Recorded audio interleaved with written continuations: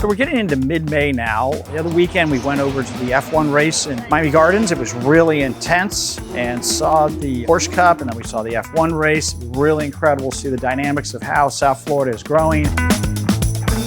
Let's take a look real quick over here. We got some friends in here today from Israel. Isaac and Daniel and a couple other guys are having a little discussion about reef tanks and building aquariums and servicing and whatnot. We're helping them mature their business in Israel as well. So we're working on the Sumps right now for the 450, and it's pretty exciting. We custom designed out a few Sumps, and Alex is going to build them today. Put them together with a big pass-through hole. That's about a 4.5-inch diamond bit right there. And then this is all the glass, and here is the map I drew by hand just to how to build the Sumps and where all the equipment's going to go into. So he's going to assemble these, and it's going to be really cool because it's going to be 2 Sumps. I think the total volume on that 450 between the 2 different Sumps is about 83 gallons. So we'll probably have about 50 gallons of operating level in these Sumps. So it's pretty cool. It's going to look really great. And just like any and all of the aquariums we're building, you really have to have a robust filtration system. Design all of it out 100% to get it in place.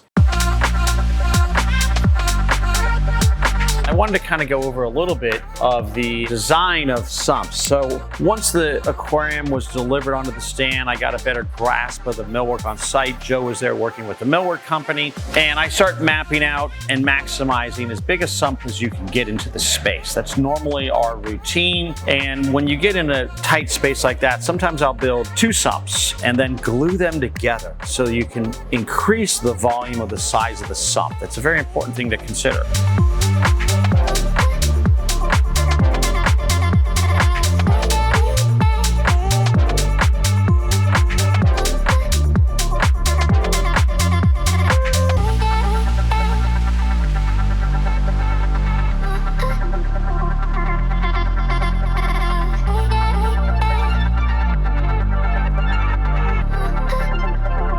So came up with dims on site of a 26-inch front to back depth. 21 inches allowed us to deliver the Sumps through the openings of the cabinets. And there's another 21-inch sump together. So the 4 drains were in the back coming from the overflow boxes that were on either back side of the aquarium. They come down a baffle wall through an area of floss. That water goes by the skimmer. You could put reactors on this side too because there's plenty of space. And Alex drilled the big transfer hole in the middle, so when you glue these 2 Sumps together with silicone, you have a transfer hole. That was a 4.5-inch hole drilled through the Sumps, and then eventually water will pass through to some blue mesh that's here, and then into the 2 Deltec eFlow 12s. This is pump A here, pump B there. There's also an overflow drain built in. You got your blue mesh reactors, and it's 20 inches tall. And then there's going to be a 1-inch common top rim all the way around.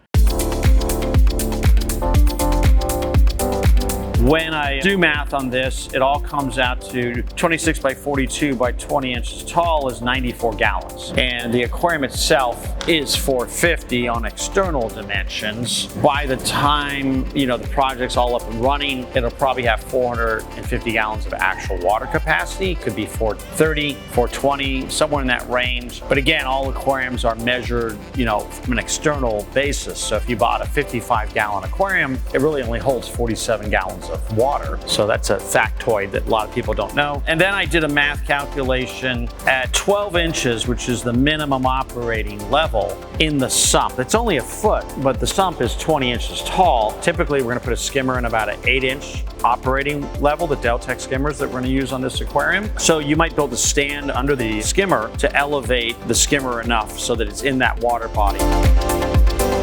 When I do math on that at 12 even, I still have 56 gallons of water running through the sump on standard operating level. At 14 inches, it was like 66 gallons. So it's a reasonable amount. And when you look at it under the stand now that Gio's put the Sumps in there, they're big Sumps under this big aquarium. If I had more space even, I would have made the Sumps even bigger. But you want to maximize your sump volume to as big as you possibly can. With that, you allow more dilution, and you also allow for an area for the water to flow through as fast as possible without getting bubbles. Typically, they're going to get caught up by the blue mesh, of course, but you really don't want a bubble factory. You want a water filtration space for water to flow through. So that's how I really get into sump designs, and then we get the glass cut, seamed edge, and assemble it all together with the proper silicone. And Alex has built hundreds and hundreds of sumps with his dad through the years. I've built hundreds and hundreds or thousands of sumps, certainly through the years. Maybe even Alex has built thousands. But that's how you do it. It's a very important part. Gio's working diligently on site now, plumbing things up, so it's coming along really well, and we're creating a watertight space. There'll be a watertight pan underneath and an overflow drain in the back of the sump to allow for any leaks or drips or anything that could happen in the future to go down the drain that's provided by the client as well. Great sump design, great aquarium designs come down to all of it and everything we do to create a really successful system.